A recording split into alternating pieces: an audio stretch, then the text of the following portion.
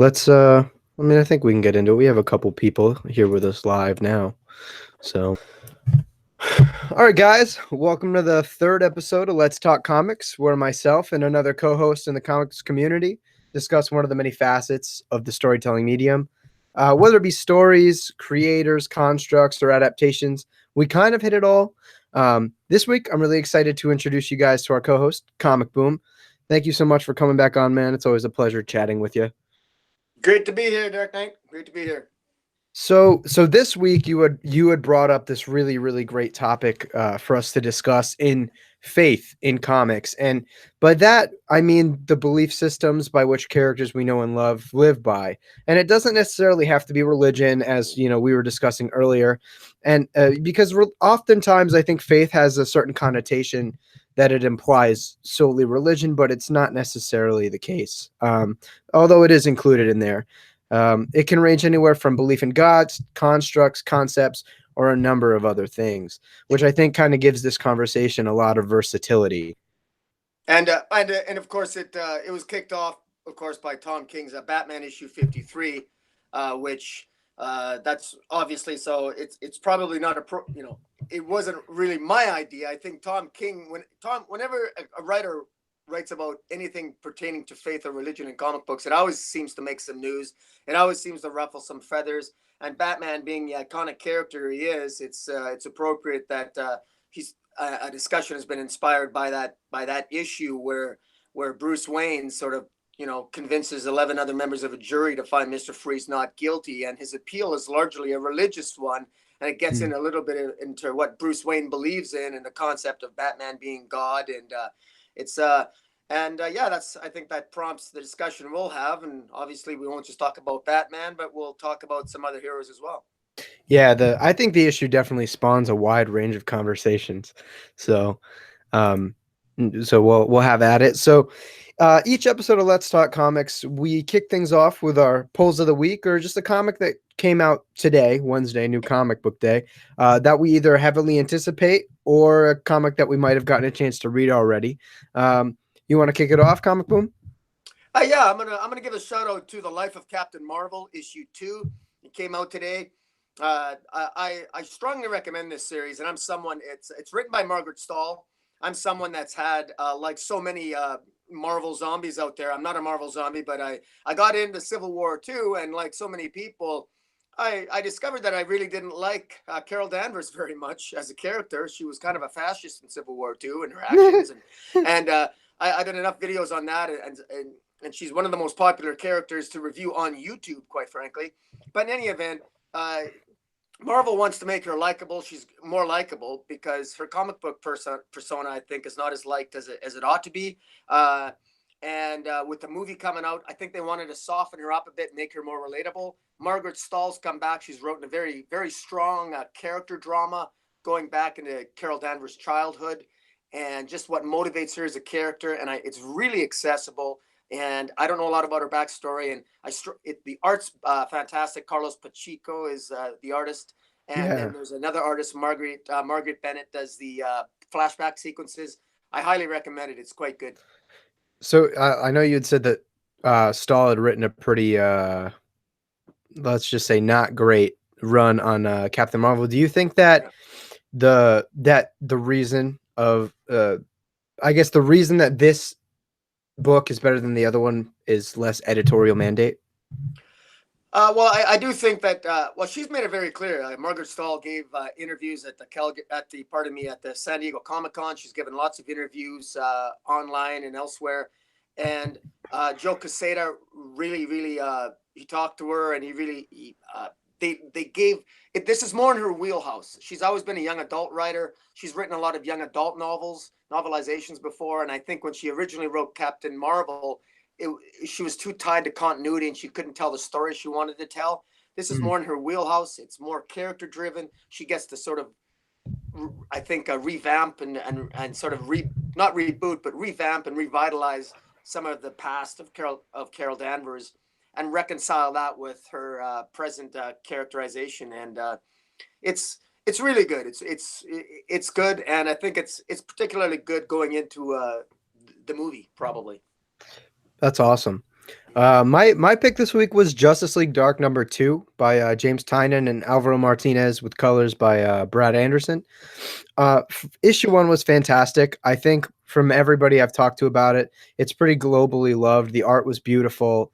The storytelling was great. Tynion really, really approaches this big world building mountain ahead of him, and issue 2 we start to see a little bit more of that play out, and I think that his characterization is largely or is mostly pretty great. I really love the way he approaches Detective Chimp, a character that I never thought I'd care about, and we get to see Wonder Woman, John Constantine, Swamp Thing, and I one of the things that I think he does so well in both books is he does a good job at balancing revelation with poking at things to come.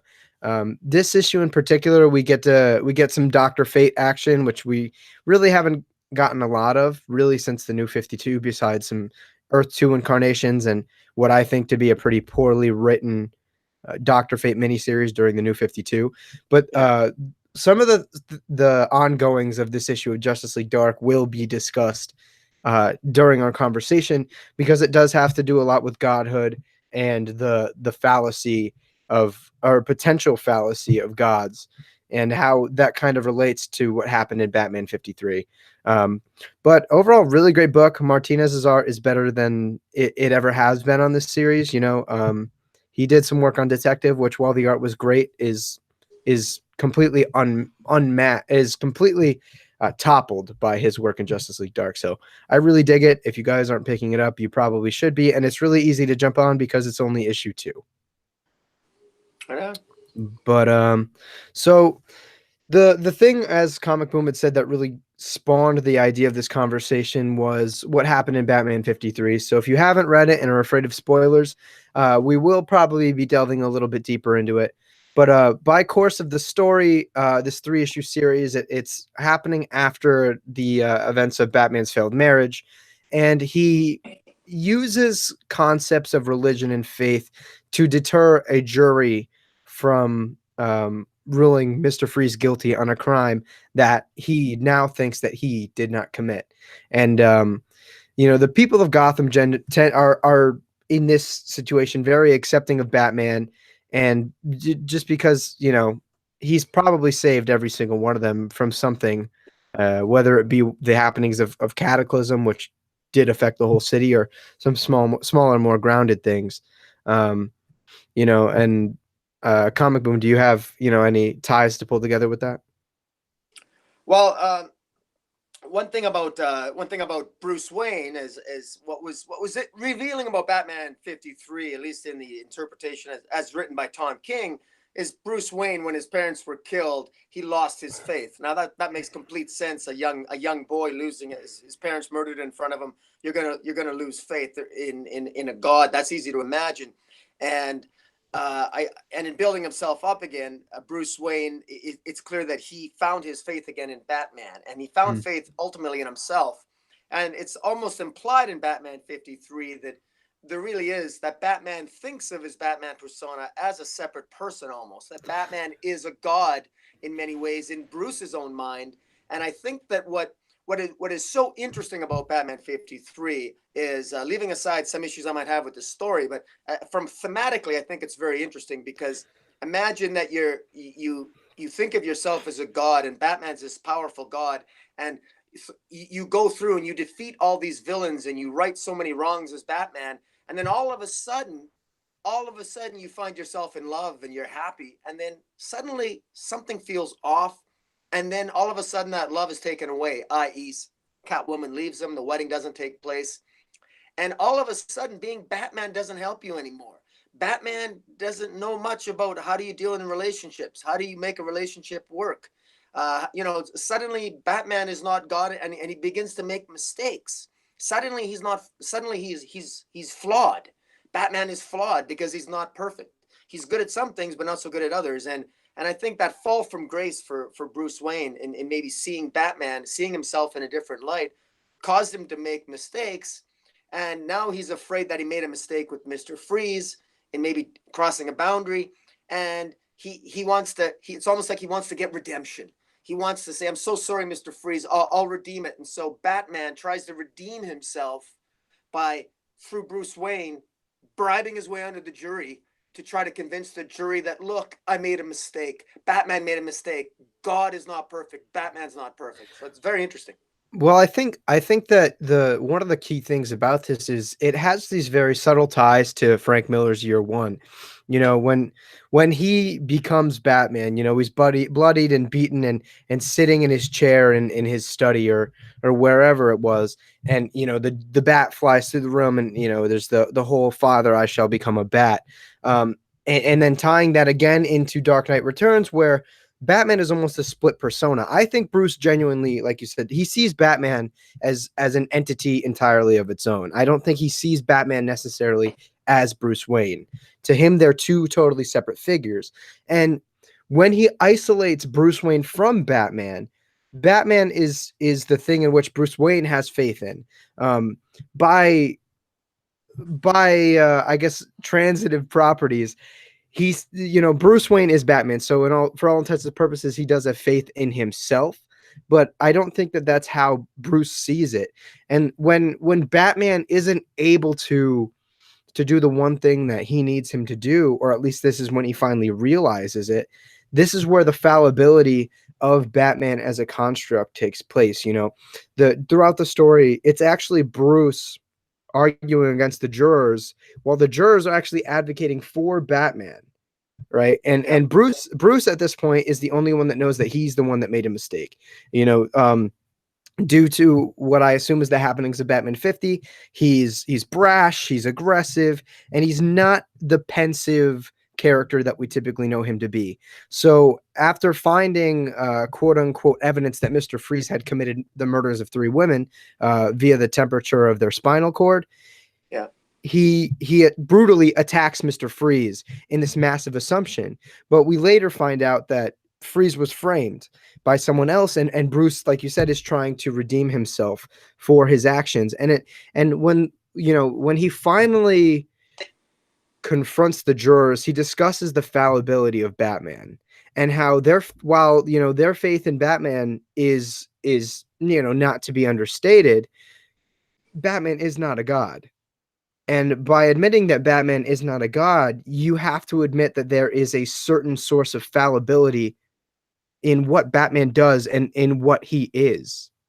Yeah. So that's ultimately the argument he tries to push, that if you're saying that Batman cannot make a mistake and that Batman can do no wrong, you are calling him a god. And he debates that with you know, a woman who is displayed as a Catholic or a Christian. And something that I find interesting in the story generally is that it makes sense that Batman at one point was a Christian or a Catholic, especially due to the sociological upbringing. You know, Batman was created in the late 30s, where His father was, yeah. yeah, Batman was created in the late 30s, and I don't think it's wrong to assume that an incredibly wealthy Caucasian family in the late 30s, early 40s are followers of the Christian or more specifically Catholic belief. So, but yeah, I mean, I think the story thematically, like you said, is incredibly important because it deals with the gods and fallibility, and later, you know, we'll kind of juxtapose that with kind of ungracious gods, so to speak, And in the DC universe. and to build on your point, you know, Bruce Wayne at one point in while he's talking to, I think the lady's name was Miss Payne in Batman 53, he basically tells, I mean, he implores the members of the jury. He says, let's save Batman. Basically he's saying, like, save me, let's save Batman, because he's not infallible. And so he's saying, look, Batman is great, but Batman can make mistakes, so basically let's save him. And what they do, and they save Batman by letting Mr. Freeze free, by saving Batman from the guilt of knowing he made a mistake, by letting Mr. Freeze go. And what I find uplifting about this is that you have the concept of the Trinity, of the Father, the Son, and the Holy Ghost. And it's the human side of, when you got the Father, the Son, and the Holy Ghost. The Son, if Batman's the God, then Bruce Wayne perhaps is the Son, and it's the Son that it's the human side. It's the human side of the equation that actually saves the day, that Mm-hmm. redeems the hero, redeems God. It's the humanity that wins out over the godhood, because it's Bruce Wayne that achieves the justice, not Batman. And in that sense, it's a very uplifting tale. Right. I mean, I think that the issue does a great job at displaying, um, philosophical concepts of belief and faith. I took a philosophy course a few years ago when I was just entering college, and we dealt with a well-known philosopher known as John Paul Sartre, and he he discusses the fact that if you know something to be true, it is not faith. Faith, by definition, demands that you believe in something that you don't necessarily know to be true, and there is a direct kind of reciprocation between what is knowledge and what is faith. And to believe in Batman is fine, right? And ultimately that's a good thing because it's this guy going out and sacrificing himself to save people he doesn't know or have any connection with.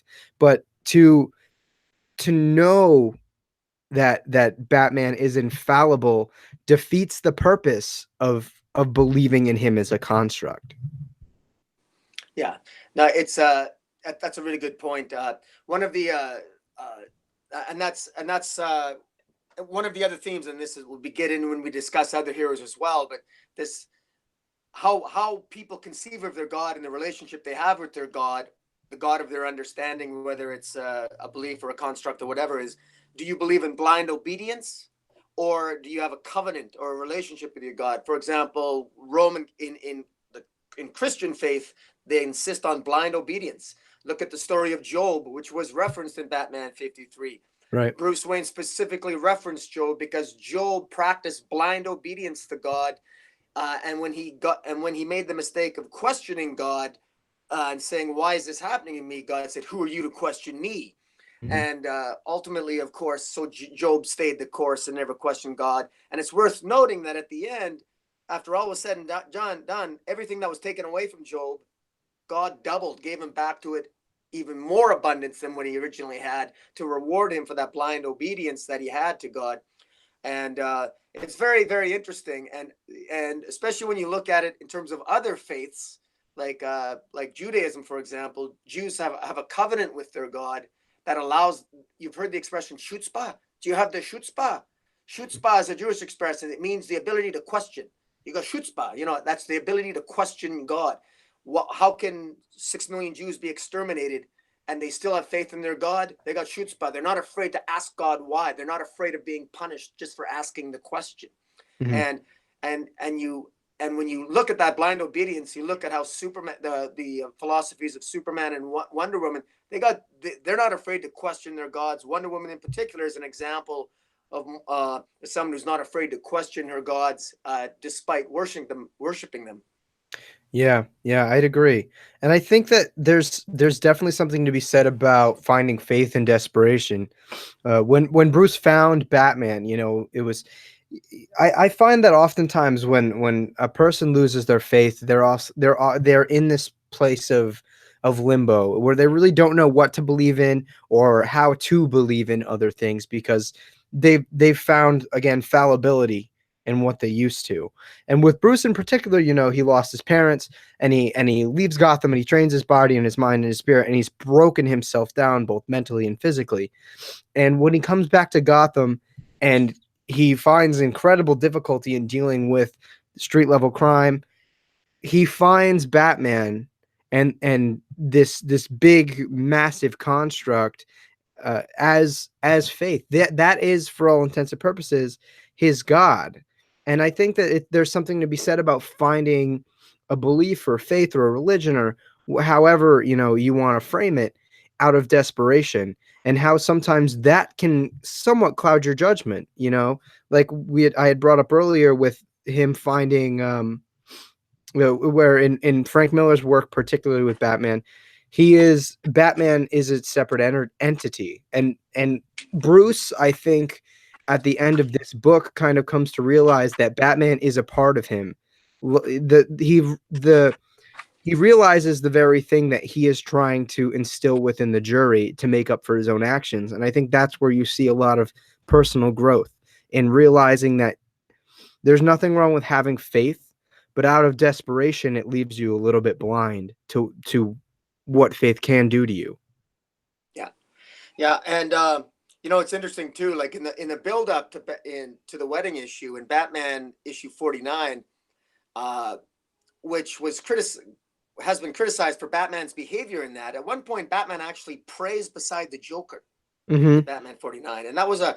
And I asked Tom King through Word Balloon. They read my question on the air, and Tom King loved the question that I asked, or my question was read, and that was. That's just my little shout out to me because I can't believe they read my question on the air. But he liked the question because I asked the question, why did Batman pray beside the Joker? And Tom King's answer was very revealing about his view of the character of Batman. He said that he always viewed it as a quirk that Batman prayed beside the Joker because the Joker basically essentially asked him to, and he didn't want the Joker to die. And that it's still part of, there's something almost wrong with Batman, or right, depending on your point of view, that Hmm. he doesn't want the Joker to die. And that's so revealing because if Batman is God, then surely to God, Joker is the devil. And isn't it interesting that if the devil dies, what's the purpose of God? Does God have a point if there's no devil to fight? What's the Right. purpose of Batman without a Joker? I And mean, and that's what's yeah. I don't know. Sorry. Go ahead. Go ahead. No, I think that point is tackled in a lot of different stories, whether it be explicitly religious, like in that conversation, in Batman Ego, he discusses that the way or the ego of Batman, and again bringing back the concept of Batman being a separate entity from Bruce Wayne, is that he says that in order for you to kill Batman, you must kill the Joker. Because the Joker is the thing that gives you the most purpose. Out of all of Batman's rogues gallery, the Joker is defiant and mischievous and murderous, and um, it's like, I feel like the best way to analogize Joker is it's like pulling a slot machine with 1,000 different possibilities. You never know Yeah. what bad thing, but you know that every single one of them comes up with something bad. And Batman, the thing I love about Batman, and I think the thing that most people find relatable in him, is that he's human. He's the most human out of every mainstream character in comics, and the fact that he's able to tackle things that most of us wouldn't be able to, it bestows upon him a certain level of godhood that innately juxtaposes or contrasts us thinking of him as relatable. And I think that whether it be intentional, this issue of Batman really kind of puts that forward, and especially because one of the points that Bruce Wayne brings up to the jurors when trying to convince them of Freeze's innocence is that by deeming Batman or by deeming anything infallible, it means that they have the ultimate decision over life and death. So by those standards, he brings up a good point. It's like, would you be okay if Batman just started killing every single one of the people that rubs him or the city the wrong way? And I think it's also revealing of the nature of people, in a lot of Batman stories throughout the years, just by him breaking somebody down to the point of crippling or comatose, the people kind of turn on him. And I think that there's this sense of temporary faith, when it's most Yeah. convenient, because here it's most convenient for the people of Gotham to say, this guy has Mr. Freeze, speaking of Mr. Freeze, has repeatedly wronged the people of Gotham. He's killed, he's kidnapped, he's done harmed a number of people, and it's most convenient for them to believe in Batman in the here and now. And I think that it's a really good analysis and comparison of the convenience in faith. It's so convenient to believe in things when when there's something that you absolutely disagree with, and you know what I mean, like I'd said before, when it comes down to the harder decisions, sometimes faith becomes pretty I guess unsafe in Oh, a well, way. when faith doesn't affect you, it's easy to believe Right. in God when none of the consequences of doing so affect you, right? And I think that's what, like, building on what you're saying, what Bruce Wayne was trying to say to the jury, that there's a life at stake now, or Mr. Freeze's, his freedom, his liberty is at stake now. So it does matter. So a blind faith in Batman could blind you to the truth of the actual circumstances, and it's yeah, it's a slippery slope. And uh, it's also interesting too that I find that, building on that, how Batman always continues to capture villains and throws them back into Arkham Asylum. And you've heard the joke that Arkham Asylum is like a revolving door. The villains go in one day and they escape the next. I Mhm. mean, it's crazy. It's probably it probably has the worst security in all of the DC universe, because the way villains keep going in and out of there. But yet, look what Batman does. Just like God, Batman continues to have hope for every single one of his villains, that someday they'll be cured, that Harvey Dent will be cured, that the Joker can actually be reached, that and that every single one of his villains, his rogues gallery, he has hope for. And what does he do after they all break out? He captures them again, usually at the cost of almost losing his life, and it's a never-ending battle. He keeps putting him back. It's like he keeps taking them home to Arkham to get healed, just like God is always going to welcome you home no matter what sins you have. So it's Right. that theme. You can forgive the citizens of Gotham for thinking of Batman as God when you look at what his actions are. Right, right. And I think something too that's brought up in the chat that I find really interesting. Doc Martin, when we had discussed how Tom King had drawn in the stories of Job from the Bible, he said Job had free will, but God was teaching him to embrace the suck and through obedience to God's plan for him, even if it meant pain and suffering. God will see Job though in the end. The "Who are you questioning me?" rebuke is strong, but also a caution to Job to have faith, and it will see him through any trial. And I think that he brings up a good point, and he really Yeah. accents what Tom King is kind of trying to prove here, is that by not questioning Batman, you're deeming him as a god. And once you really put things into that frame, you know, he's a man in a suit. So are you going to give the man in the suit a pedestal to be God, or will you save that for your Messiah or your belief system?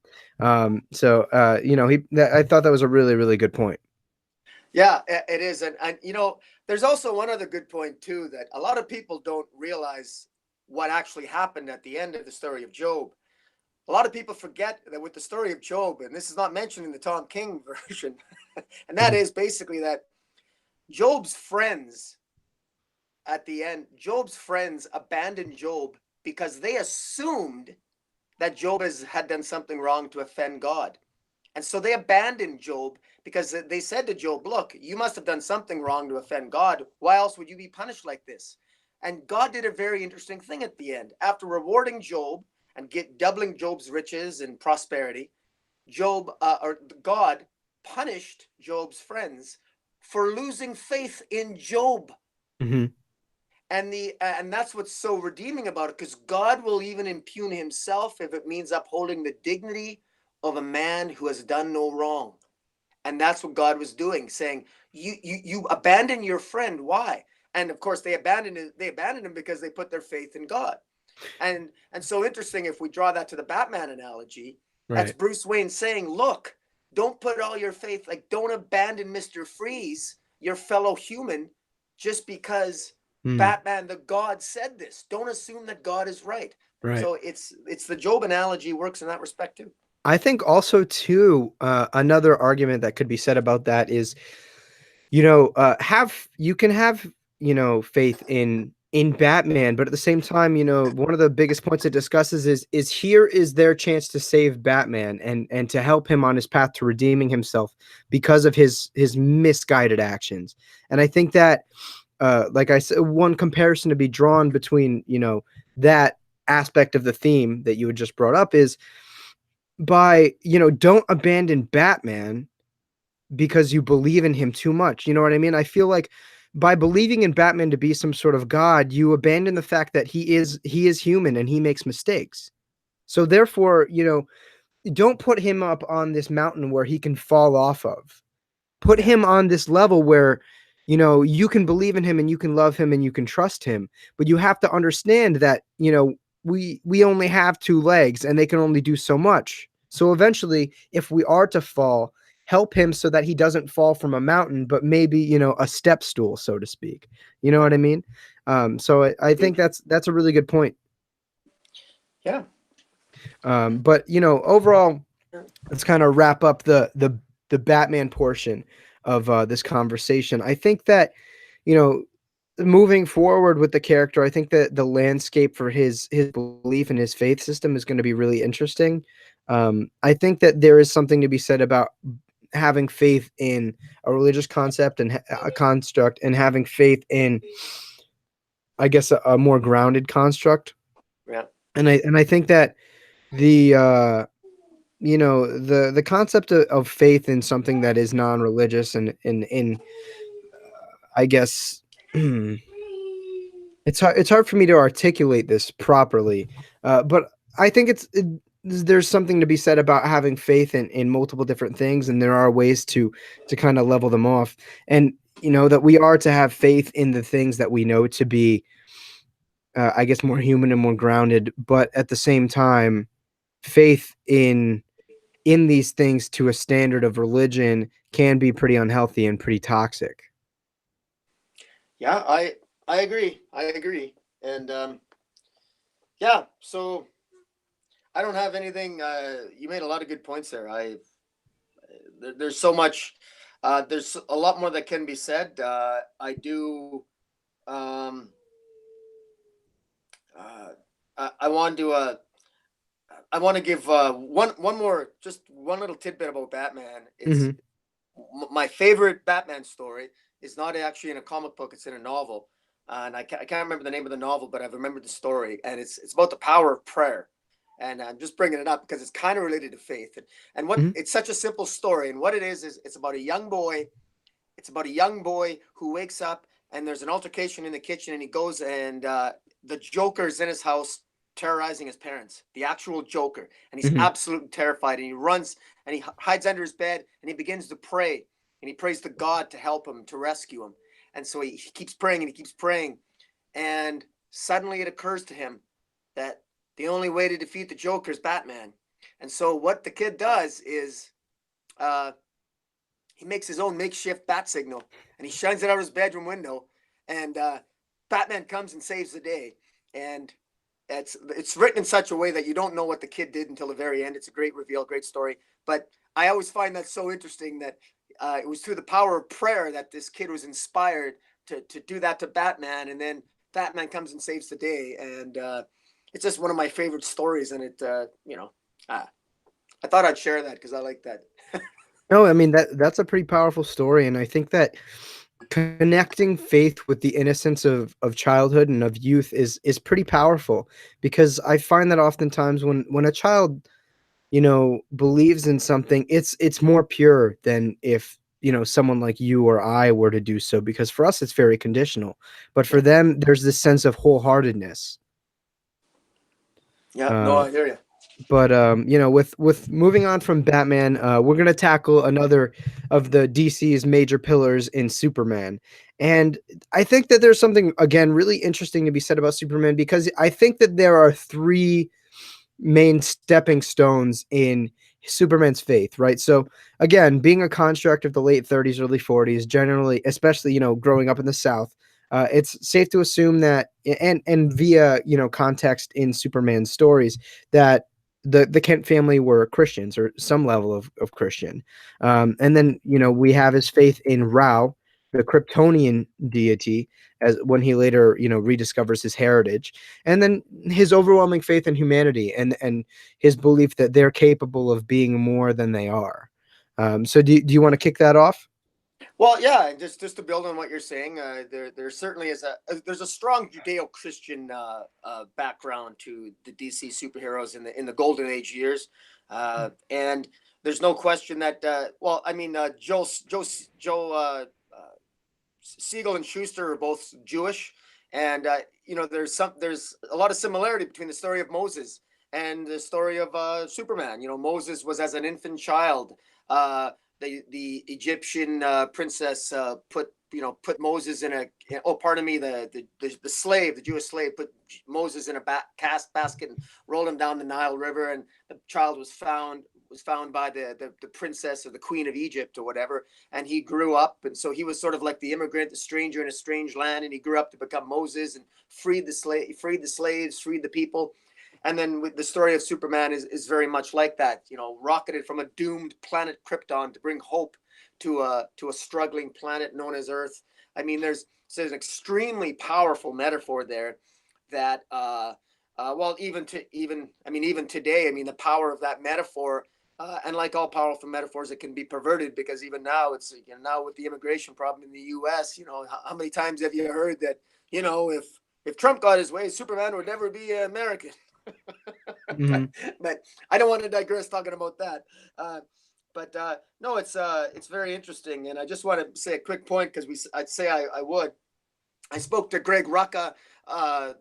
Greg Rucka a couple in 2006, and we had a discussion. I asked him about the structure of religion and faith in the DC universe, and his view at the time was that the top god of the DC universe, there was a Judeo-Christian god, the big G god, and below that was the new gods and Apocalypse, Darkseid, and below that was the Greek and Roman gods, which you see in Wonder Woman and Shazam. And then below that, you have the demigods, which would include like Hercules and Wonder Woman, who is the product of Zeus and human. And then below that, you've got the metahumans, and below that, you've got ordinary members of humanity.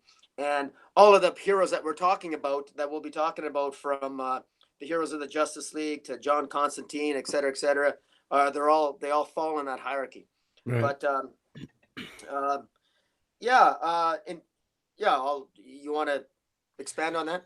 Well, I think that that's really interesting, and one thing I do want to pose to the people in the chat are what their thoughts of the I guess the hierarchy of deities and godhood in the DC, because obviously it's all fictional, it's very subjective. So I'm really interested in seeing what everybody has to say while, you know, we go through the course of this discussion. And then regarding back to what you were saying about Trump and not letting Kal-El dwell within the United States. He says he thinks Kal-El would qualify for refugee status. I can't I can't say that I disagree. But moving on that too, I think that, and again, some Okie dude kind of echoed part of what I'm thinking here regarding like the Endless and where they have to stand. And for those who don't know what the Endless are, they are these 7 representations or constructs of life that are that were created by Neil Gaiman throughout his Sandman run, one of which being the protagonist of the Sandman story, Dream or Morpheus. So one thing that I'm kind of curious as to why Rucka didn't include them in his lineup, or you know, if he had intentionally omitted them, or if maybe he forgot about them and where they might stand there in that hierarchy. Yeah, well, yeah, we never you know, he was just, we were talking off the cuff.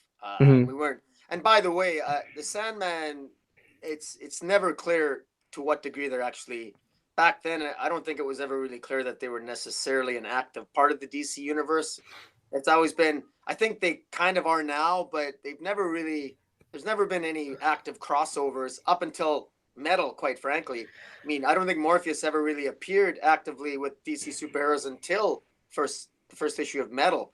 But maybe I stand to be corrected on that. I don't know. Well, yeah, I think there's something to be said about his explicit involvement in the DC universe. But from the first volume, we know that he does exist in the same universe. We meet John Constantine.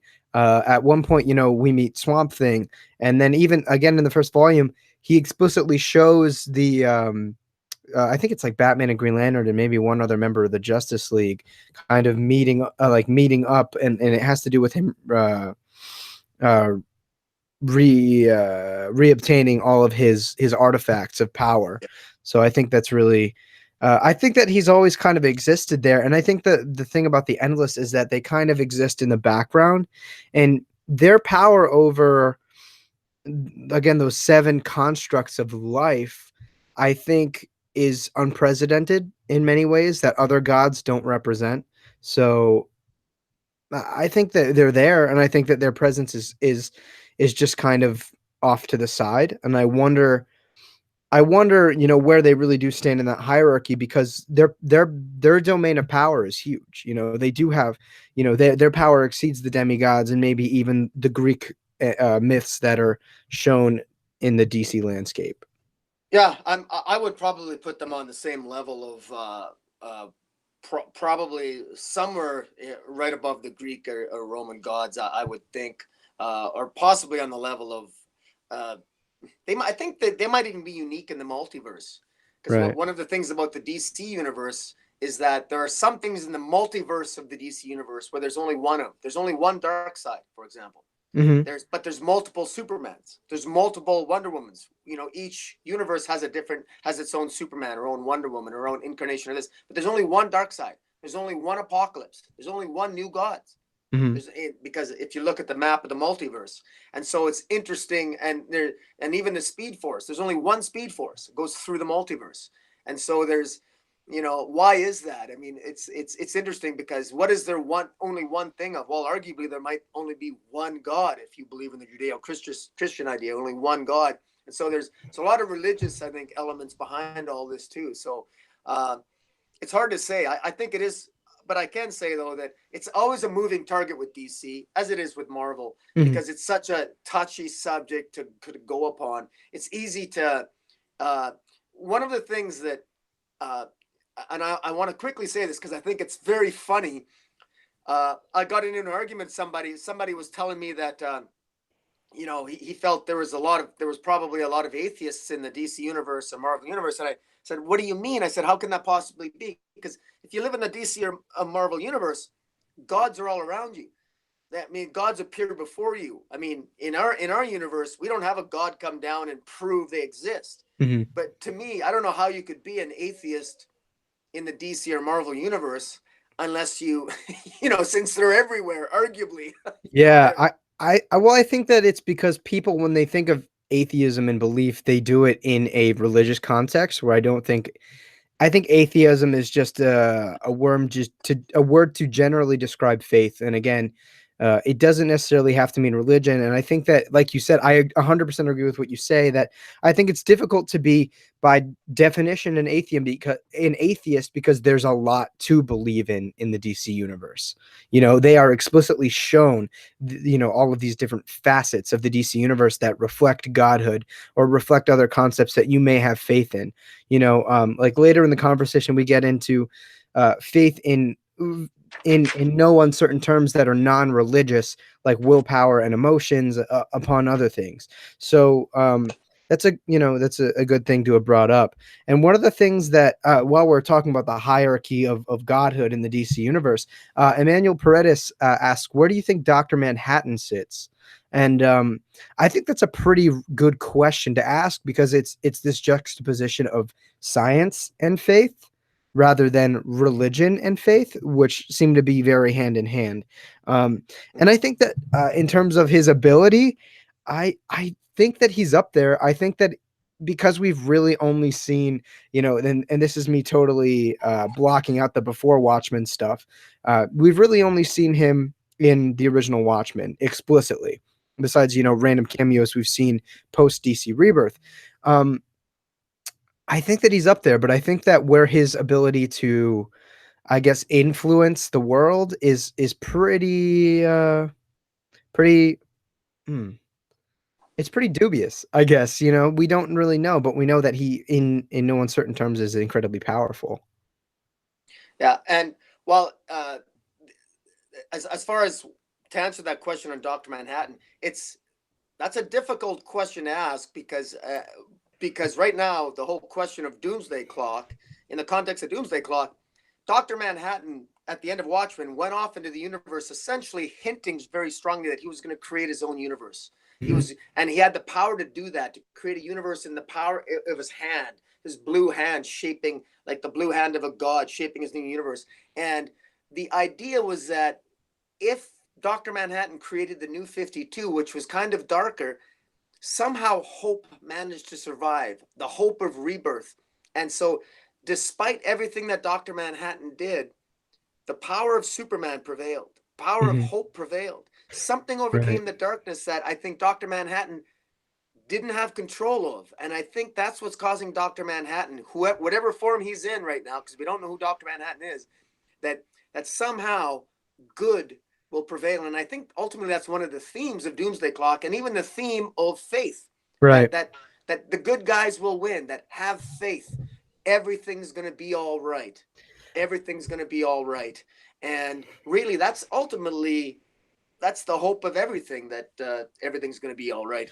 And I think something that's really cool about Superman in particular is that he is this intersection between the sociological point, or the sociological grounding of his origin, right? Like I said, he was created in the late 1930s by two Jewish men, who do have the same God as the Christian faith. Different, subsets and different religious texts past the Old Testament, but they do have the same God. Um, and I think that Superman is, like you said, he is largely a representation of a prophet, or this sort of, I guess, this facet of salvation through faith. And Mm. it's a powerful thing to be said that, Superman, and the fact that he is this embodiment of hope and love and all that is good in the world, is able to break through the Mhm. darkness. And then I think that what you said also kind of makes me think of where to place Dr. Manhattan on that hierarchy. And I think it actually it's a little bit uncertain for me to say that it raises Superman, only because we haven't seen the results, or the final results of Doomsday Clock. So we don't Yeah. 100% know, but I think that what you're going towards makes a lot of sense. So with that being said, I think it does put Dr. Manhattan right under the Judeo-Christian God. Um, I think it does put him above the new gods, because I don't think, as powerful as the new gods are, it doesn't give them the power to manipulate a universe. And if what you're saying is in fact true, I think it elevates Superman in faith above that. But I think in terms of, it's hard to say, because you can talk about his influence on a number of different levels. You know what I mean? His influence as a person, maybe, and as a metahuman, does put him lower on the scale. But his influence as a construct and as a figure of belief, and as this manifestation of hope, puts him up there. And again, I think that what you have to say right there makes a lot of sense, and I'm glad you brought that up. Yeah, and this is a good segue into Superman issue 41.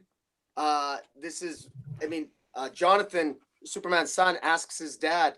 He says, "Do you believe in God?" And this is Superman's answer. He says, "Honestly, John, I've seen too much not to believe in something. But this is the important part. Something isn't everything." Right. And that is very interesting, because if God is something, but he's not everything, well, then Superman implicitly is allowing for the possibility that there's more than just God. I think he's admitting to a fallibility there. That you got to be flexible. You got to stay open minded, because this involved a story where Superman, a planet was being destroyed just like Krypton was, but the inhabitants of the planet didn't want to be saved, and Superman couldn't accept that. He couldn't accept that there was an entire population of people that wanted to die and let fate run its course. And what's interesting here, and this is something very few people talk about, is that it was the people's power on the planet. It was their prayer that took away Superman's superpowers. Hmm. It was their collective power of prayer that made Superman defenseless, and they said, "Look, if you don't let us die, then we'll make you die with us." And it was their power of prayer that stripped him of his powers. So very powerful religious themes in this issue, and I'd highly recommend people pick it up. Just it's a great one-shot issue. Yeah. With that being said, too, just to give credit to the creative team, who did our? I know Peter Tomasi was the writer. Who was on art duty for that? No, James Robinson wrote this. James Robinson was the story. Ed Benes was the artist, and Really? Dano Ribeiro was the colorist. Oh, I thought that was during Tomasi's run. That's a really great. Yeah, That's a really well, great story. it was, yeah, and it actually is during Tomasi's run, but he wasn't able to write every issue. Right. A little hiatus issue. Well, awesome.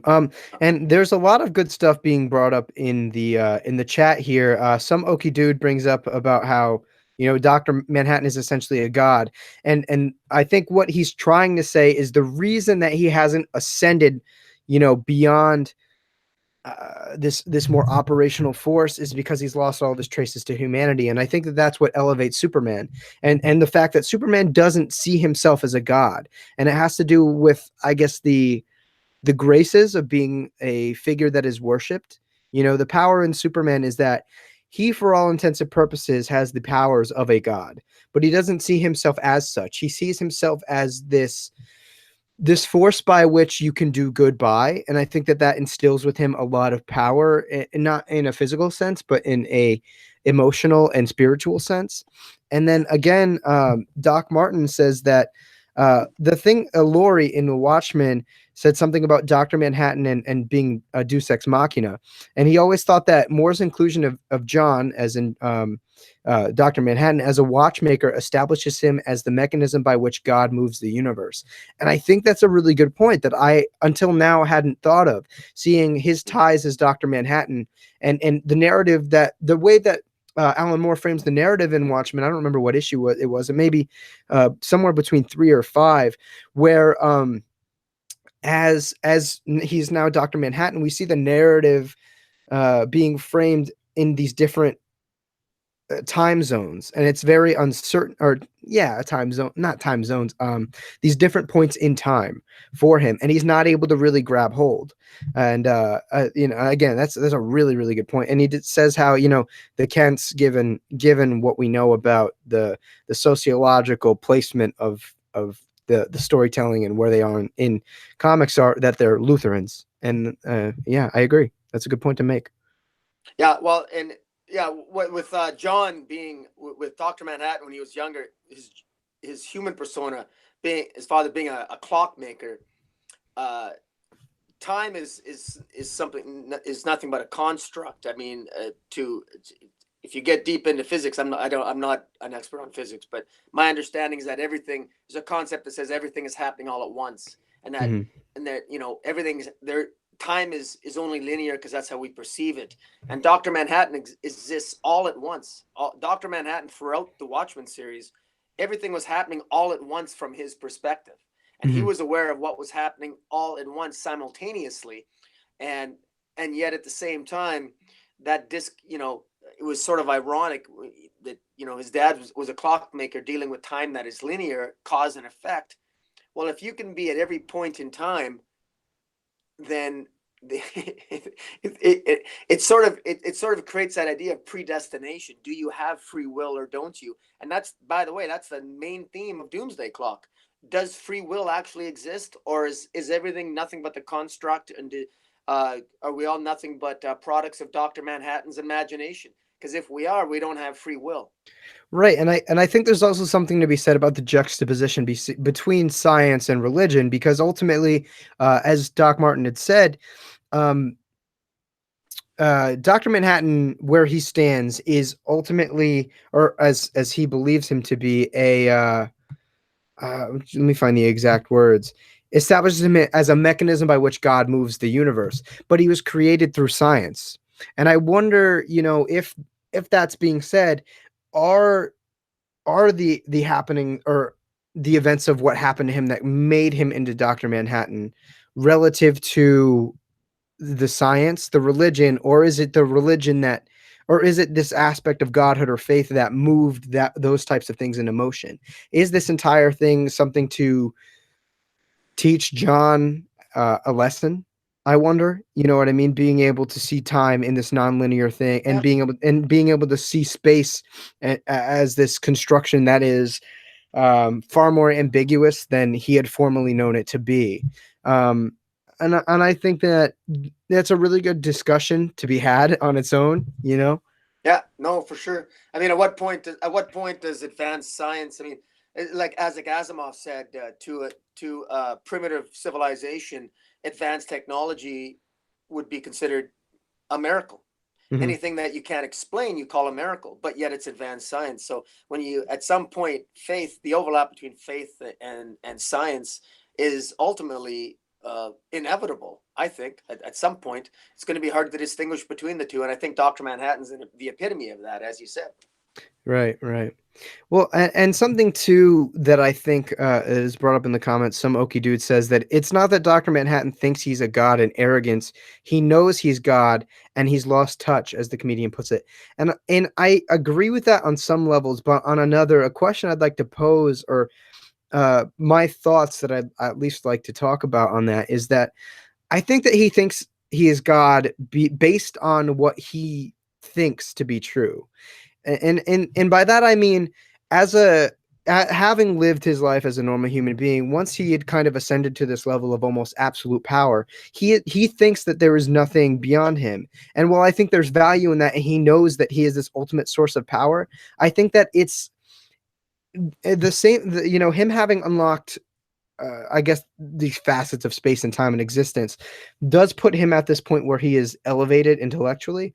But at the same time, I think there's something to be said about the constraints by which humanity, or being human, had put on him, right? By gaining these powers, he thinks he is the pinnacle, but he doesn't know that to be true, because by all intents and purposes, God is infallible, all knowing. And that because Dr. Manhattan doesn't 100% know and is not 100% clear on how everything operates. You know what I mean? Like, he can see everything, but his interpretation isn't necessarily true. So I don't think that that elevates him to this level of God, albeit, he is almost all knowing and almost all powerful, but he's not 100% there. And I think that that's where it kind of leaves that step between Dr. Manhattan and some higher power, whether it be, the DC universe or the comic universe's interpretation of the Judeo-Christian God, or what have it. Yeah. Well, I actually think my theory on Dr. Manhattan is that he wants that if you're a god and you know everything and you're all knowing, you really can't experience humanity unless you experience humanity. You've got to make yourself human in some respect. If you're a god, how do you experience what a human being, what a construct is going through, unless you at some level access what it's like to be human and make yourself human? It's Right. sort of the idea of the Trinity, is that, so if God is all knowing, the only way that God can experience humanity is to actually become human. How can Dr. Manhattan, I believe, realizes, this is my theory, I think Dr. Manhattan realizes that he lost something when he abandoned his humanity. I agree. And that he didn't want to give it up. And that there's no point of, if all you have is godhood without the connection to humanity, you've lost that experience. It's experiential. That's, you want to experience, you want to remember who you really are, remember your origins. And you can't do that if all you are is all powerful. You need to understand the weakness. You need the darkness and the light. You need both. I think you bring up a very valuable point. And for me to kind of hop on the coattails of that, I think that the beautiful thing about what's going on in Doomsday Clock is the juxtaposition and the contrast between Superman and Dr. Manhattan, because they're almost opposites, right? Although both of them are respectively two of the most powerful characters ever to be created in comics, their upbringings and their paths to becoming gods, so to speak, are very different. Right. So John Osterman, Dr. Manhattan, had started out as human and became this godly figure. And he abandons, whether it be intentional or not, all conceptions of his humanity. Whereas Superman, although he is technically born a god, right? For all intents and purposes, he's born on Krypton and within, depending on where you scale time or in continuity, Superman before the age of 1 is sent off to Earth, no matter what story you look at it from. And for him, he is a god who embraces humanity and rather than and finds a way to keep in touch with his past and his history and culture of Krypton, and kind of let that respectively coincide with what he's learning about Earth and humanity through them. And I think that's a really interesting point that I think Jeff Johns is subtly tackling in Doomsday Clock. And the reason that Superman is ultimately more powerful as a concept is because he is a god who has not lost touch with his humanity, like you had said. And he displays, like, I guess, the sheer will to not do so, to hold on to humanity. And that's the one thing that keeps him strong. His fundamental belief is in humanity and their ability to be better. And that's what drives him. Whereas Dr. Manhattan is a lost god, so to speak. He doesn't really, he can see, these intermittent workings and these subtle, small, tiny things of the universe or I guess he can see the cogs in the machine, right? And he can see the strings. Right. He can see the strings. Right. If the universe or the multiverse or what existence is a machine, he can see the cogs and he can only interpret what he sees, but he doesn't have the answer. He's not the engineer. You know what I mean? He wasn't the craftsman of the universe. He can only interpret what he sees. And I think that's also a commentary on why the new 52 is dark and it's not, it's not this cohesive thing, at least from a retcon standpoint, because it's like, I feel like it's like a philosopher creating a world or creating a machine rather than an engineer creating a machine. You know what I mean? It's biased. It's not created from fact. It's created via interpretation. Yeah, and it's just it is very fascinating that Dr. Manhattan in his origins, when the more powerful he became, he saw humanity as being almost a waste of time and like specks, and he Mhm. abandoned humanity. Whereas Superman, it's never occurred to him to abandon humanity. He's embraced his humanity, and he's almost ignored his. He's so powerful, but he's ridiculously humble. He always Right. pulls his punches and everything. And then Dr. Manhattan, almost from the beginning, when John got his powers as Dr. Manhattan, he was already jumping through different points in time. He was having a field day with it. And then at the end, he abandons humanity.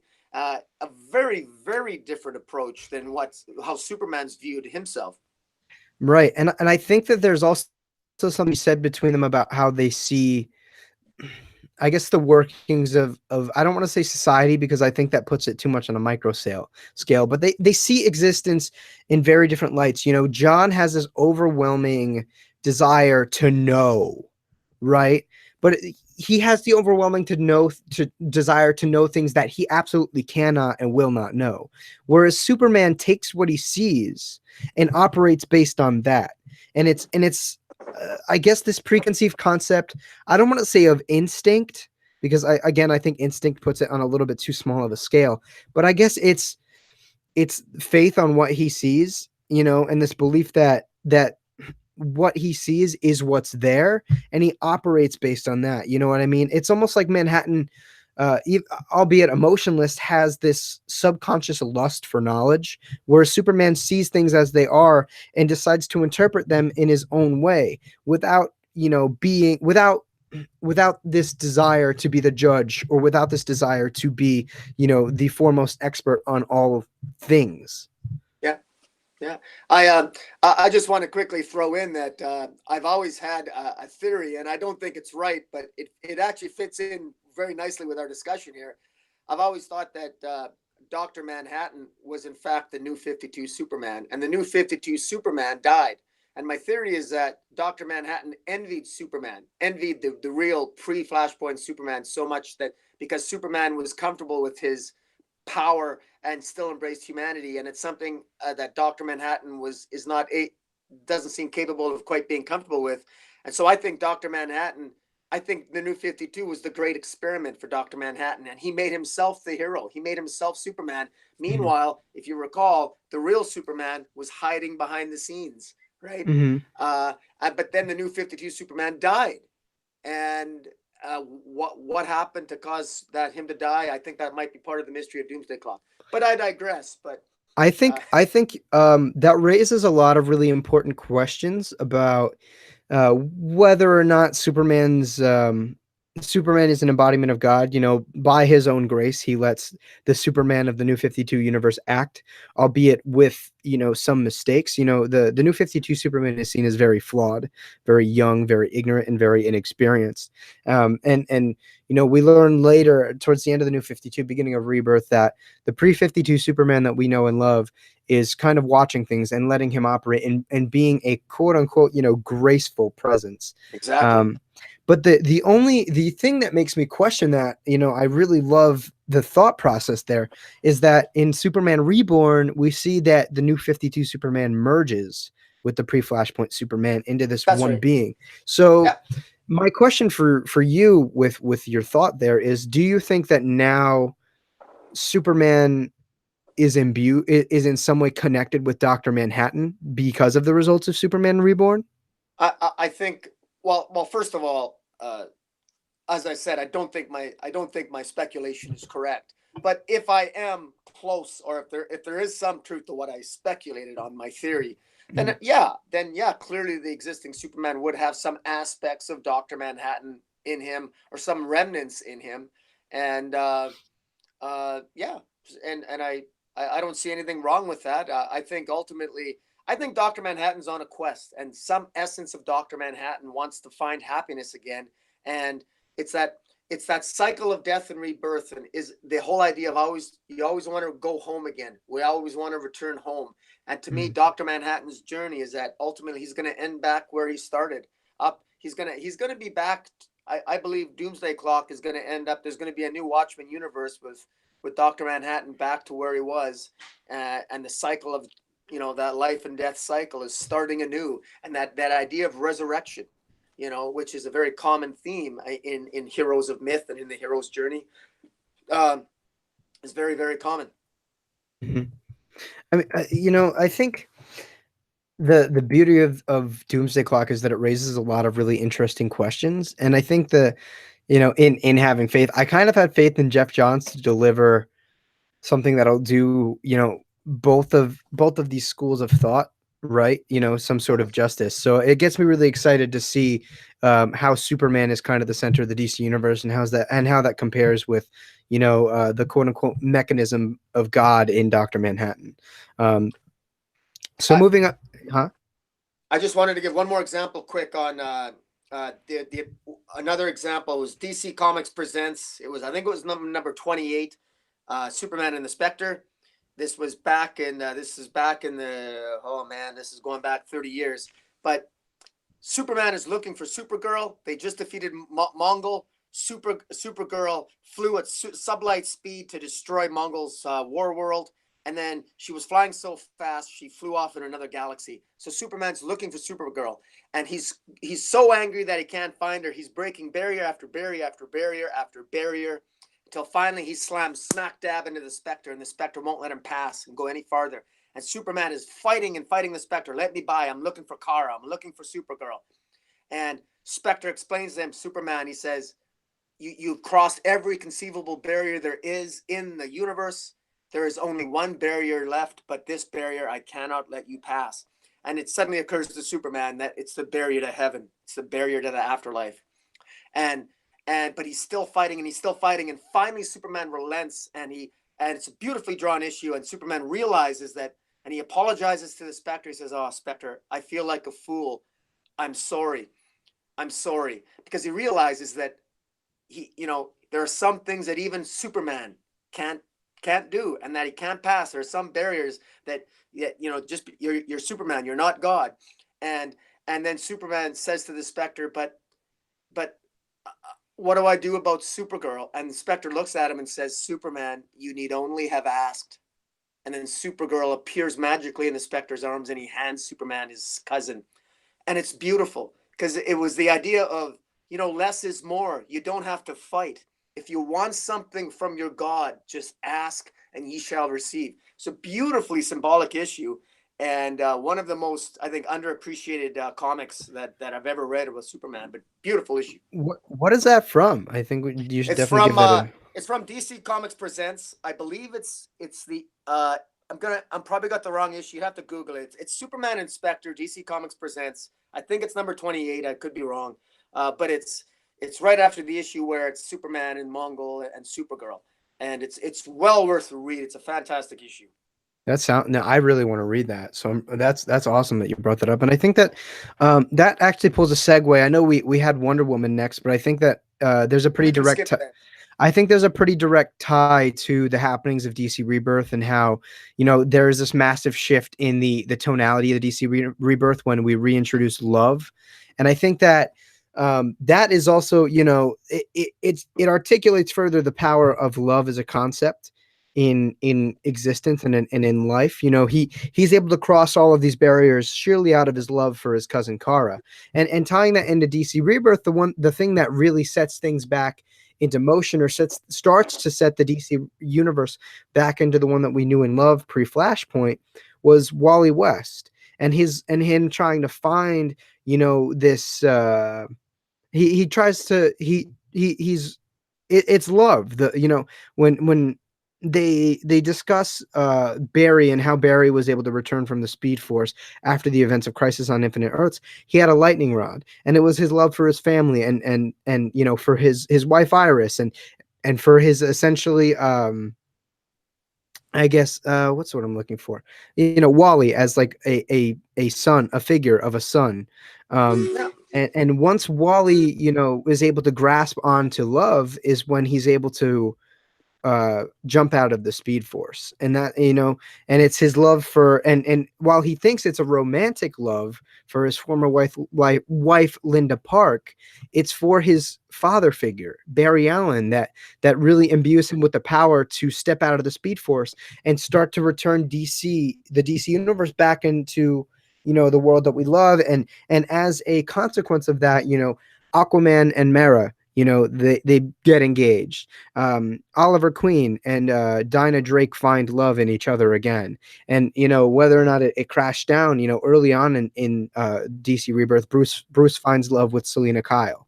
So I Yeah. think there's something to be said in how storytellers are articulating the power of love as a construct in both storytelling and in life. Uh, honestly, you said it all. I really don't have much to add to that. You said that perfectly. Uh, Particularly with the Flash. I mean, it's you when we were talking before in the pre-show before this went live, uh, Dark Knight, we talked about how, or I mentioned how I almost think the concept of love and its connection to the Speed Force, I think it's an overused plot device. I wish Mm-hmm. they would get a little bit more creative, if I'm brutally honest. Right. But I completely respect the fact, because I mean, how can you not love that idea, the power of love? How it's that centerpiece, and it grounds Wally and it grounds Barry in whenever they're doing, because uh, yeah, it's a very very powerful instrument. And just as a further segue, a quick note, because I know that we got a lot to talk about. Mm-hmm. Wonder Woman herself, the power of love. I mean, Wonder Woman defeated Darkseid by literally using sort of a newfound power of love to drain Darkseid of all the spirits that of the energies he had killed, of all the Greek gods, all the sons and daughters of Zeus that he killed. He absorbed their souls. Wonder Woman's power of love pierced Darkseid's dark soul to release them all, and that Mm-hmm. that caused Darkseid to be reborn. And now he's wandering the DC universe presently as an amnesiac, and he'll show up in the pages of JLA Odyssey as that series comes out. Again, this power of love, and it's very interesting that um, it's very hard, I think, to sort of uh, necessarily reconcile how the concept of love is utilized in all the mythologies. Mm-hmm. And because, for example, and this is maybe a good segue into a topic I know you're passionate about, is Green Lantern, Mm-hmm. because the power of love with the Star Sapphires has always been more of kind of an aggressive kind of love with the Star Sapphires. It's more about the jealousy kind, and how Mm-hmm. the power of love. I have always, the Star Sapphires used to be a villain. Mm-hmm. The Sapphire was a villain of Green Lantern, and her utilizing the power of love. It was the darker side of love. You know, and I always, which I find is a little bit oxymoronic, because because I don't believe that true love has an opposite. Mm-hmm. The opposite of love is not hate. Love is love. It's all powerful. And I don't say that to be dramatic or preachy. I've always thought of that conceptually as true love having no opposite. Well, I Because think, yeah, I think you make a good point there. And I think there's something to be said about how, via the Green Lantern mythos, all walks of life are able to access any one of the emotions in the emotional spectrum, as long as they you know I guess believe in them in a very powerful sense, or embody them in some way. And I think that presents a level of again, one of the big parts of this discussion is fallibility. And in the Star of Sapphires, their concept of love was in earlier incarnations was reminiscent of jealousy and maybe even lust, to some degree. And I think there's something to be said about how all of these the parts of the emotional spectrum are for sure, it can be used for good. But because we are, even though they're not technically human, all of these walks of life that can access the emotional spectrum, we are only beings. We are only these, fleshy carbon-based beings. And by that we can all, I guess, uh, I want to say mutate things that can be used for forces of good, but we can also acknowledge the fact that they can be good and use them to be such. That these things can, because we are human, or because we are, it's hard for me to explain like a general term to describe all walks of life, because in being in a fictional landscape, they're not all human. But let's just say they are, for the sake of the fact that they are fallible. They are these creatures that are not perfect. And we have to remember that these forces can be used for good, but because we are human, it grants us a level of fallibility to use these things for things that aren't such. Yeah. No, uh, yeah, something you said sort of tripped me off. I'm reminded of a scene in Kingdom Come Mm. where I like how that ended, where Shazam, Captain Marvel, and Superman are fighting, and the nuclear bomb is dropping, and both Captain Marvel, Shazam, and Superman, who are fighting, look up and they see the atom bomb about to drop on all the metahumans and kill all the superheroes. Yep. And Superman could go and stop it, but he says to Shazam, he says, Billy, he says, I'm leaving it up to you, because you're both superhuman and you're human. Mm-hmm. You're unique. You're different than the rest of us. You're connected to both. You're human and you're superhuman. If anybody's going to decide our fate, it ought to be you. And for Billy Batson, who's now an adult, I guess, he makes the decision. And what does he choose? He chooses life. He Mm-hmm. chooses love. He goes and he sacrifices his life. He makes the right choice in the end, and very powerful, very uplifting, and that's one of the many reasons why I think Kingdom Come is just one of the all-time classics and one of Mark Waid's best. And I think it does say a lot about, staying connected with humanity, because Superman, having been in his own, virtual landscape, loses touch with humanity. And although he has this predisposition to operate in a certain way and with good intentions, is inevitably flawed, because Superman in this universe has lost touch with his humanity. He becomes, I don't want to call him a cold-blooded fascist, but some of the things that he does resembles totalitarianism, and the concepts of that end up spawning into the Injustice series. But at the end of that book, Superman, in pure rage and being kind of out of touch with humanity, arrives, I think it's at At the UN. yeah, he arrives at the UN with intentions on delivering godly consequence, so to speak, and that is potentially killing them. And it's the what's his name, who the one, There's the old man. the old man, I don't remember his name. I I think was it Norman? Norman? Anyways, maybe Well, not. The old man. Yeah. the old man is the frame by which we view the entire story, and we find out that he is the new host of the Spectre, as far as I'm aware.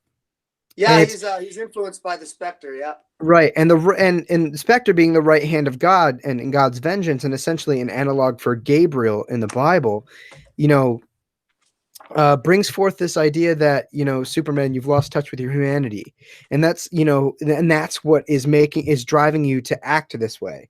And in order for you to be the best you that you can be, you need to regain some sense of relation and intersection with humanity, because you can't save humanity if you're not a part of it. You know what I mean? Yeah. Look, let me honestly, that's a perfect segue. Let me read to you what he actually says. Superman says to him, the guy's trying to talk Superman down, and he says, "Listen to me, Clark. Of all the things you can do, all your powers, the greatest has always been your instinctive knowledge of right and wrong. It was a gift of your own humanity. You never had to question your choices in any situation, any crisis. You knew what to do. But the minute you made the super more important than the man, the day you decided to turn your back on mankind, that completely cost you your instinct. That took your judgment away. So take it back. If you want redemption, Clark, it lies in the very next decision you make. Make it as a man, make it right. And so again, it's the humanity, it's the man of Clark. It's not the Superman that wins the day. It's the man of it's the man of the hero, and that's Right. what's so redeeming about it. Again, it's another uplifting of humanity. I mean, just a brilliant story. Yeah, fantastic story. If you guys haven't read Kingdom Come, definitely go check it out. It's it's in my top 5 of all time, potentially in my top 3. So it's Yeah. it's it is, it fills the void of a being a fantastic superhero story and a retrospective look on how superheroes function as a construct of in humanity, but also a deconstruction of how we as humans deal with being such, and how these essential gods deal with losing, gaining, and the interdealings of humanity as a whole. So definitely great story. I did want to we did really tackle a lot with the Trinity, and or mostly Batman and Superman in their faith. We don't want to kind of miss out on Wonder Woman. So unless you have anything else to say on the topic, but on like Superman. Well, you touched a little bit on. I don't. You talked about Star Sapphire. I just want to say one thing about Green Lantern. What I find interesting about Green Lantern and Sinestro is, to me, fear is nothing but a choice. Fear Mhm. is clearly man-made. Fear is not really an entity, and it's very interesting that fear is an entity in Greek Green Lantern mythology. It's Mhm. parallax, and that for years we didn't know why Hal Jordan's hair was turning white, and then we Mhm. were told it was fear. It was hidden fear that was causing that. And but what I find interesting about the Green Lantern mythology is that, fear is the mind killer. Fear is what debilitates us, and it really is something that we can ignore at any time. It really is the power to overcome fear is to let it go through you and simply choose not to feel it. And and I find it so fascinating that, when it says, when the ring chooses its bearer, Dark Knight, you have the ability to overcome great fear. Well, even the way it asks the question, I find is very curious, because I actually think, I've always thought that the concept of the Green Lantern mythology and the concept of fear is misconstrued in the Green Lantern universe. Mhm. I've got a lot of issues with the emotional spectrum, in terms of how it's framed and everything else. I find it, you know, I I find it interesting. That's why I'm really looking forward to Grant Morrison's take on the character. I'm actually thinking, I'm looking forward to how he views fear, because if you view fear as definitely a construct of the mind, and then willpower, I think it changes. Because I gotta wonder what's Hal Jordan's faith, because Mhm. if Hal Jordan genuinely has a lot of faith in any god of his mind, to me the stronger one has faith. To me, what spiritual means is not being afraid of death. And if you're not afraid of death, is there really anything that you can be afraid of? Like, Well, ultimately? I think ultimately no, but a lot of people, we are human, and I think that in moments of stress or pressure, we tend to forget something like that. That there is nothing to fear but potentially death, and once you lose that, you should likely lose all conception of fear. But there are a lot of different facets that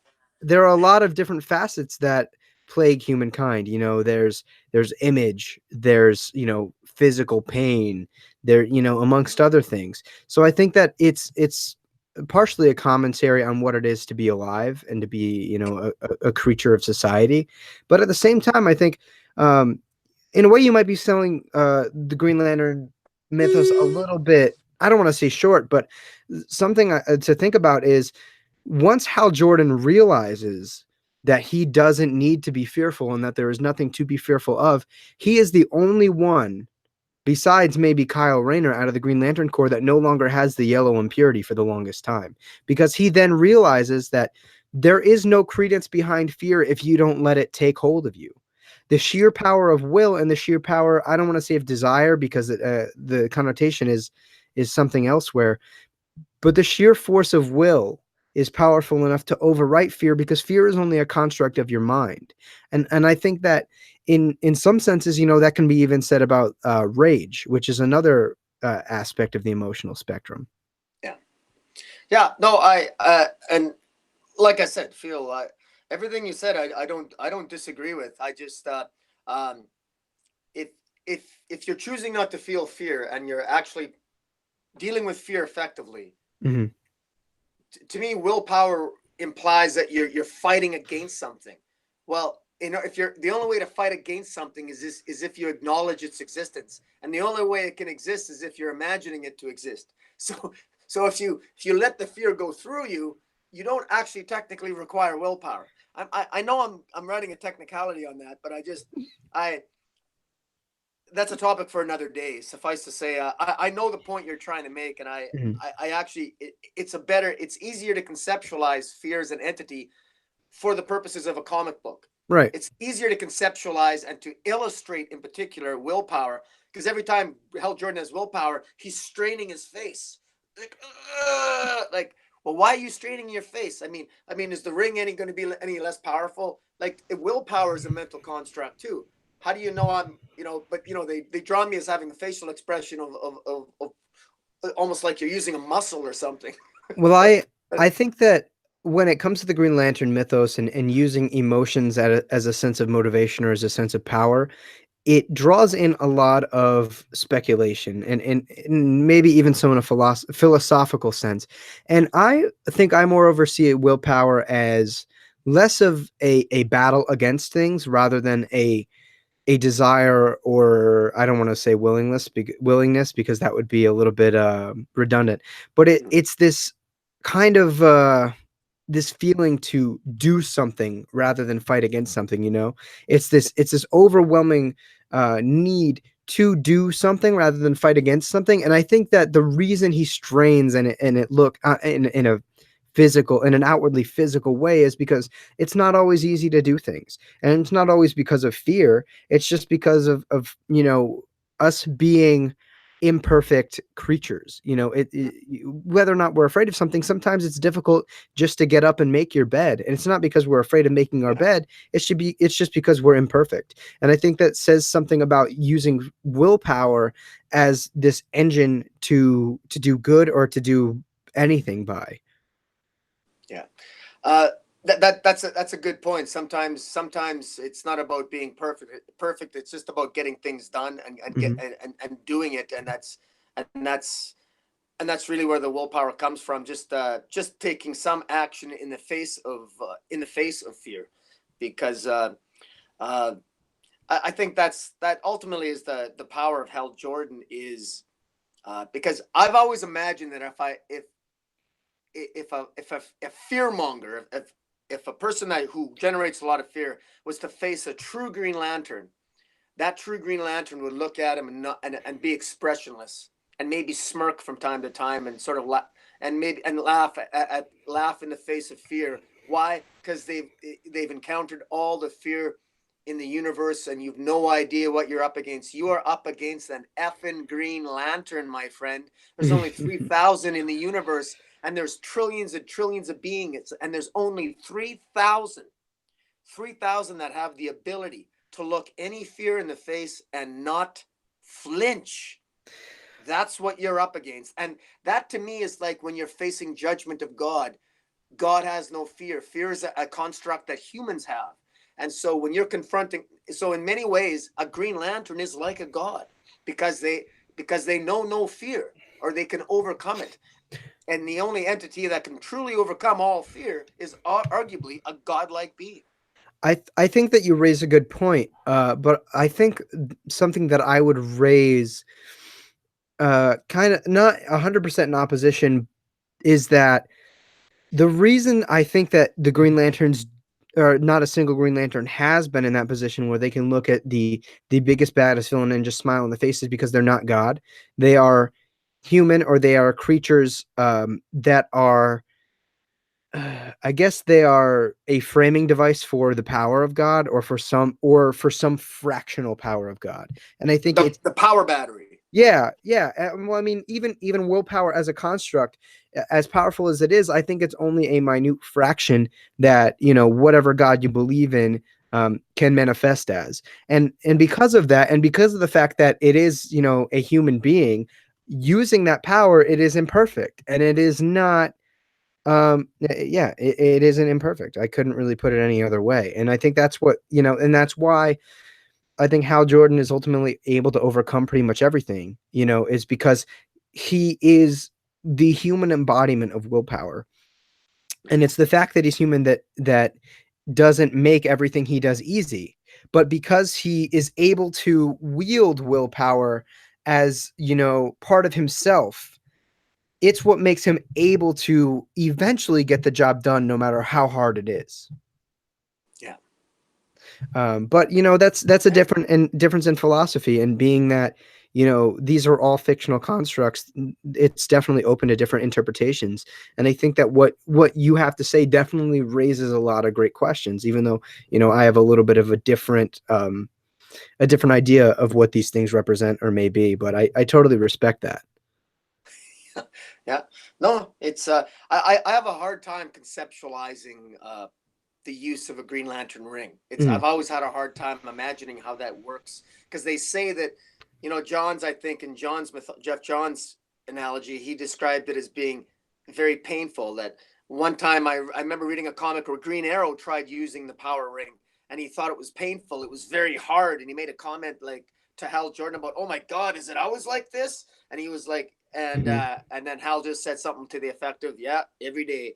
And basically suggesting that it takes massive amounts of willpower to get even a slight beam to make the ring glow, apparently. And so it, again, I'm just trying to conceptualize that. And is a person's faith, is a ring bearer a more powerful lantern if they're more religious, if they have great faith? These are questions that I have. I don't know. I mean, that's a really valuable question to raise.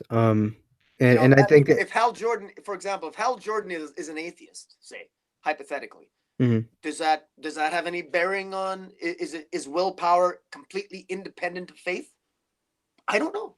I I don't think know. it, I think it can be, but I think at the same time, like I said, faith's connotation is often in a religious light, and it doesn't necessarily have to be. I don't think he has to have faith in a god or a religious construct. I think he just needs to have a faith in something, in anything. And his faith could very well just be in himself and his ability to overcome great odds.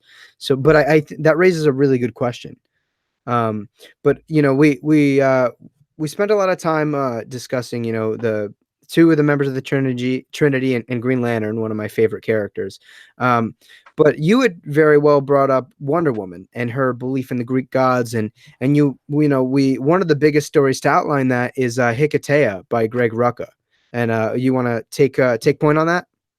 Uh, okay, sure. No, Greg Rucka. That is this is a picture of, it's a hardcover. It's a it has a classic cover drawn by J.G. Jones, who unfortunately is taking a break from his drawing right now because he's fighting a rare form of cancer. But so a shout out to Jay Jones. I wish him well. But this classic cover of Wonder Woman's boot on Batman's face. Incidentally, Jay Jones said when he drew this cover, he was very tempted to put a smile on Batman's face. Hmm. Because I mean, who doesn't want to get walked on by Wonder Woman, right?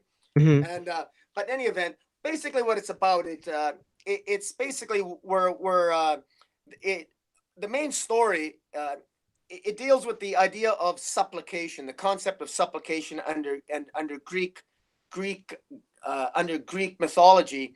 It's the idea of supplicating yourself and to someone else, where you're basically saying you're going to serve them, and that if by putting yourself at the mercy of someone else, that person is obligated, if they accept your supplication, they're obligated to protect you. And this is something, it's knee deep in Greek mythology. And anyways, where the story gets very I think controversial, but very interesting from a faith point of view and belief system, is this is a this is a story about a drug addict. It's a young teenage, basically it's a young teenage adult, or pardon me, a young adult, 20 something, and she's basically a drug user. Her sister, I believe, ends up getting killed, and she's a drug user, and she ends up killing a drug trafficker. And she ultimately, but she doesn't stop there. She ends up going and killing a couple other drug users in revenge, or drug traffickers. And of course, Batman knows she's guilty. She's clearly guilty of murder, and you feel sorry for her because she's a victim, but she's also a murderer. And Greg Rucka does a great job creating that dichotomy. Yes, she's a victim, but she's also a murderer. But she's also pretty smart, because Wonder Woman's about to apprehend her, and she falls on her knees and she supplicates herself to Wonder Woman. And by supplicating herself, she draws the attention of the fates, the three fates, and the fates are basically, it's sort of like ancient gods in Greek mythology, where they decide your fate. They ultimately decide, when you make a deal with them, they decide your fate, and there's certain rules you have to follow. And this girl, she supplicates herself to Wonder Woman, and Wonder Woman, before she realizes what she did, she accepts her plea. And unfortunately, Wonder Woman is forbidden under the rules of the way the mythology works of letting Batman take her into custody. And I'm sorry, I have to spoil the ending in order to make my point.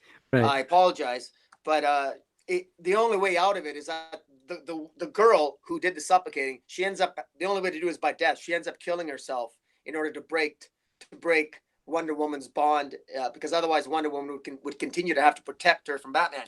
And it's one of my ongoing problems I have with Wonder Woman and her faith is she continues to worship Greek gods. No matter how flawed they are, no matter how screwed up they are, she continues to worship them, and she will only rarely call them into question or hold them to account. Mm. And she's got a weird dichotomy of having blind faith in her gods, and then conveniently not having faith in her gods, and then it's so frustrating. And then she'll do something like she'll snap the neck of Maxwell Lord. Mm-hmm. And she has a maxim that says, well, if you can't cage an animal and the animal's going to escape and kill people, you got to kill the animal. If you can't cage it, kill it. Mm-hmm. Greg Rucka wrote that story too, right? Back in the day. Yeah, it caused huge, and it was a huge problem. Wonder Woman was kicked out of the Batcave. I don't know if you remember that. Batman literally told Wonder Woman to get out of his Batcave. He was appalled by her actions. It was the OMAC series, right? Yeah, and but I mean, it really goes to show how Wonder Woman has enormous faith in humanity. She's got a magic lasso that embodies truth. She embodies love, and yet at the same time, she doesn't have a problem killing when necessary. More so than Batman or Superman. Wonder Woman, if you need something that can't be caged, I mean, I tell you what, if Joker was in Wonder Woman's rogues gallery, Joker would have been killed a long time ago. Oh yeah. If you go by the logic that at least Rucka wrote Wonder Woman as back in the day, but right. Anyways, I think that's the problem when you try to incorporate Greek mythology into Wonder Woman, is that the Greek gods are embodiments of all our emotions. Just like the Green Lantern mythology has the emotional spectrum, the Greek gods all embody emotions too: jealousy, hatred, bitterness. With Zeus's infidelity, and Hera, his wife Hera's jealousy, right, and all these other Apollo's all the stuff, and yet they expect to be worshipped, and Wonder Woman worships them, and I just shake my head. I can't. I find it hard to wrap my head around that. Well, I think there's something to, I mean, that I see what you're saying. I think that was definitely juxtaposed by Brian Azzarello in his run on the Wonder Woman of the New 52, because she challenges each one of the gods. But I think that there's something to be said about that contrast and her being able to challenge the gods and blindly worship them in Greg Rucka's Wonder Woman during the at the beginning of Rebirth, because from the beginning, I think it was the Rebirth issue where she totally acknowledges that she has no idea what the hell's going on and what to believe in. And I think that the reason Wonder Woman is ultimately able to do the things that the other heroes of the DC universe can't is because her drive to be convicted to a belief or a standpoint or an action is what makes her so poignant in doing what she does. You know what I mean? She's able to do it because she ultimately wants to be convicted to one school of thought or a way of doing things, but she can't because she doesn't really know what's going on, and that's something that Greg Rucka explores in his Rebirth run on Wonder Woman. Yeah. And his it's interesting because he in his Rebirth Wonder Woman, Wonder Woman, when she first confronts who she thinks is Ares, it ends up being the twin sons of Ares, the Phoebos and Deimos, impersonating Ares. But when she first encounters Ares, she gets on her knees, supplicates herself, and asks for mercy, for Ares to spare their lives, and then ultimately ends up using the magic lasso and basically, uh, utilizing that truth to sort of force the evil away. And it's I find it I find Wonder Woman's approach often um, too convenient and deeply unsatisfying as a reader because I find that Superman and Batman earn their victories better. I don't like the Deus Ex Machina of the magic lasso. Mm-hmm. Uh, I don't appreciate Wonder Woman's only 25 years old, and I don't want to take anything away from her, but when you say that you have the wisdom of Athena, well, back up. If you have the wisdom of Athena, that was one of the gifts you have. So if you don't have the wisdom of Athena, do you possess wisdom of your own accord, or does all your wisdom have to be given to you? Mm-hmm. That was another problem I have with Wonder Woman. These gifts of the gods. What are you without your connection to your gods? And I find it very bothersome. And there's an issue called Perfect, issue 25 of Wonder Woman, Rucka's Rebirth, his last issue with Wonder Woman. Wonder Woman loses her magic lasso, Mm-hmm. and she's a complete bitch throughout the entire issue. It's like she was an ugly person, and even Superman and Batman noticed that she was in a bad mood. The Justice League noticed that she was overly aggressive on a villain, and it was because she had no connection to the lasso. The implication in the issue was that when she loses the lasso, it's like she lost a part of herself. It's like she needed her connection to the lasso, the truth, in order to have her connection to her gods. And I thought it was very, very interesting. Yeah, well, I mean, I think this goes back to the topic of the fallibility of gods, that we had discussed with Batman, is that ultimately the Greek gods have shown to be very fallible, and Wonder Woman believes in them anyways. And that I think that we can also tie this into the fact that, the Greek gods of the DC pantheon, as pointed out by Rucka, are not really near the top of the scale. And that's because even though they're considered gods, they are very fallible. And I think that coming in touch with those thoughts is what rationalizes why they aren't at the top of the pedestal, is because even though they're quote unquote gods, they are fallible. They are gods plural, but they are not the god strictly because they are flawed in some ways. Yeah. And they reflect very old school ways of thought. um but with that being said, do you have any other characters that you really wanted to bring up, because I think we hit most of the big ones? Um, well, I think that we could talk about. There was Dr. Fate or John Constantine. I thought were good. Yeah, well, I But mean, we had discussed that John Constantine, he has to believe in something with everything that he's seen. He's seen, everything under the sun, below the sun, around it, and above it. Um, so I feel like John Constantine is kind of a cynical agnostic. yeah, I would agree with you on that because when you see as much as he has, uh, it's hard to say. Like I think that he's got to believe in something, but to me, it's almost like death by a thousand cuts. Mhm. When you've met so many different mythologies and encountered so many different demons and angels and gods and what have you, as John Constantine has, at some point you might have to ask yourself: is there an actual the God out there? Is it, is there, what's the nature of the universe? Is there one God controlling all of this? or is it like, because I always got to wonder, John Constantine knows so many secrets, and you know, I'm reminded of the Justice League Dark #2, where your pick of the week. One But there, one quick thing. I just heard something real quick. I'm gonna go check on that. You mind if I go for a hot second while yeah, you finish? yeah, go ahead. Keep going. Sorry about that. I'll be right Yeah, back. yeah. Um, I'll just say that in Justice League Dark #2, there was written by Tinian. He basically says that what is more that sometimes what is that the universe is basically made up more of what is not known as opposed to what is actually known, meaning it's the unknown, it's the stuff that we don't see that really makes up the fabric of our existence and everything else. And if that's the case, well then everything is a mystery.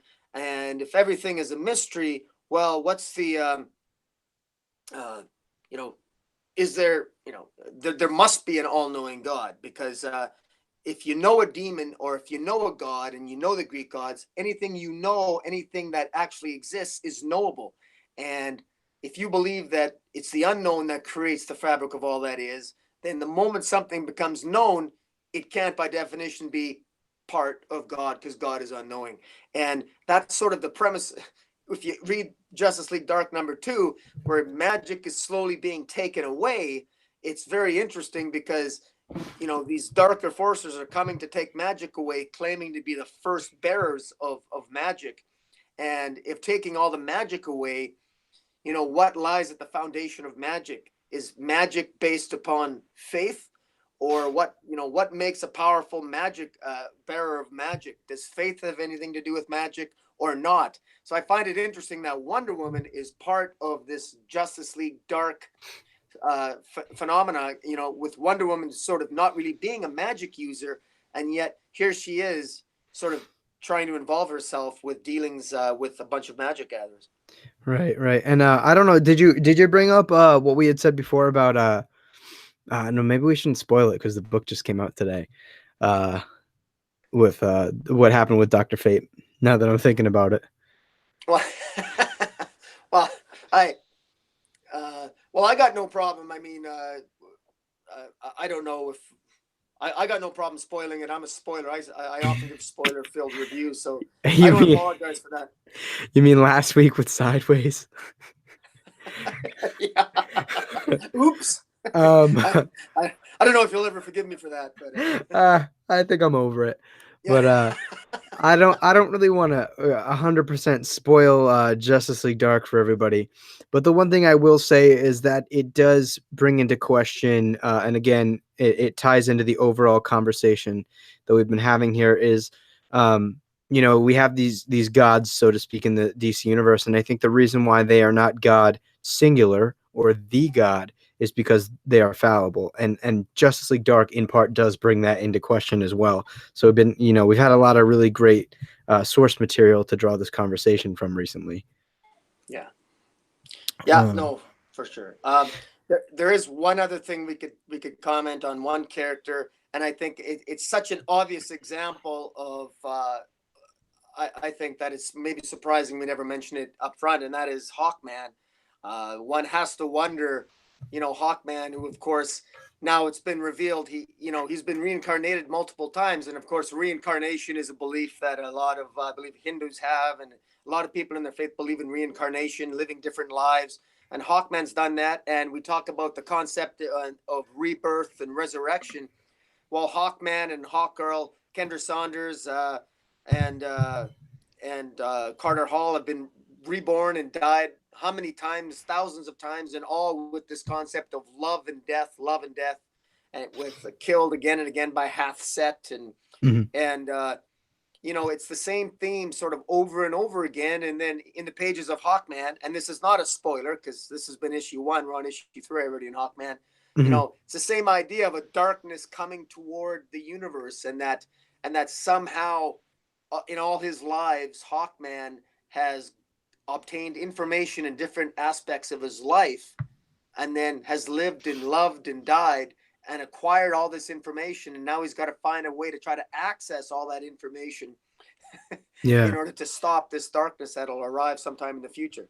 Yeah, and I think Hawkman is a character, like we had talked about the transcendence of love as a force for something, is incredibly relevant. You know, Hawkman and Shiera, throughout all of their resurrections and throughout all of the memory loss, they still remember the love that they shared for each other, and I think that's another powerful, albeit not. Never no, it is pretty explicit in their situation. Mhm.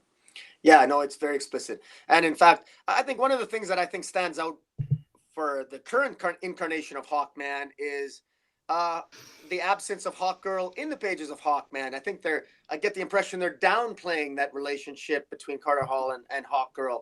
And I don't know if that's intentional or deliberate or not, but it's if that is what they're doing, they're focusing more on this idea of, Hawkman.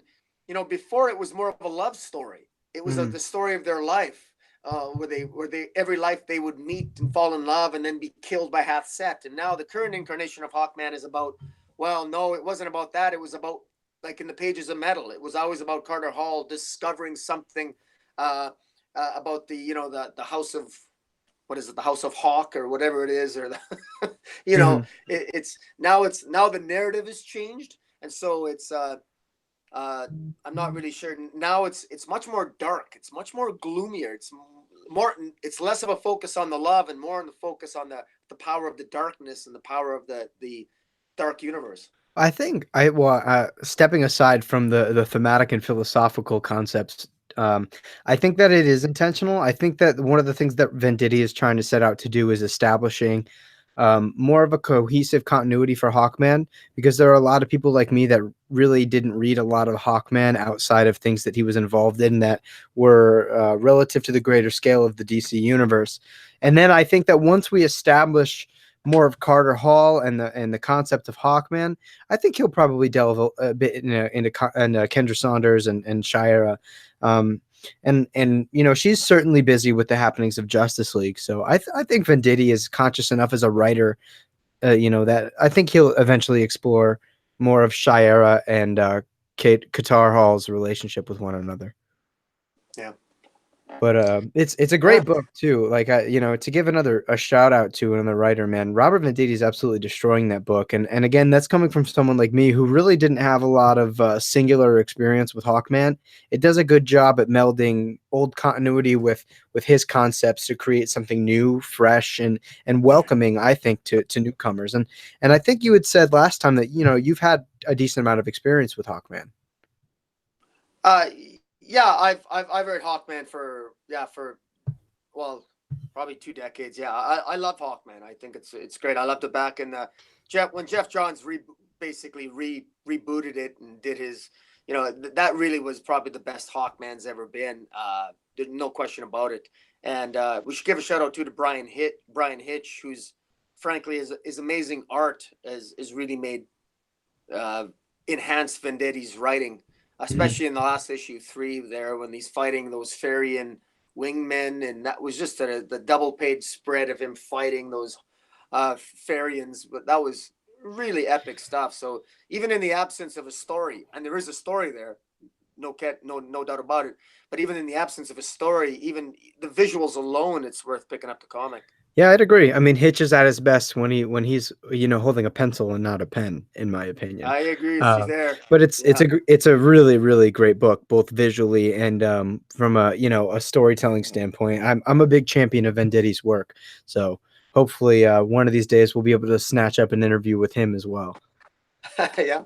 Um, but I think that that pretty much comes down to the end of our list, unless you have anything else. We've been kind of we're teetering on 2 hours here, even though we said we were going to try to cut things down a bit.